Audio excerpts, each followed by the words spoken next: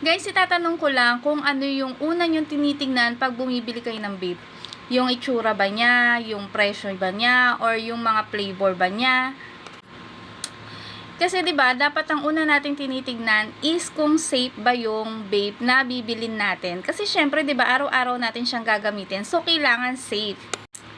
And syempre, good news kasi nga meron akong ire-recommend na vape para sa inyo. Yes, ito yung X-Vape U-Cool. Alam nyo ba na ito is 100% compliant, legal, and quality check.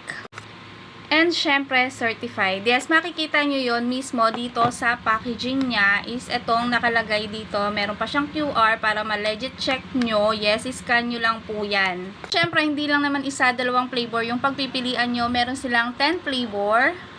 O, diba? Napakadami yung pagpipilian na flavor. Imposible namang wala ka pang mapili dyan. And syempre, tingnan nyo na lang kung gaano siya ka-handy. Yes, super handy. And itong pinili ko nga pala guys is yung pink ice na napaka-menthol niya. Yes, super menthol niya. Kaya naman humahagod. Humahagod.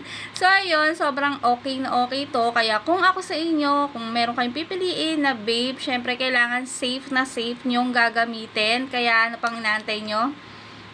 Choose this.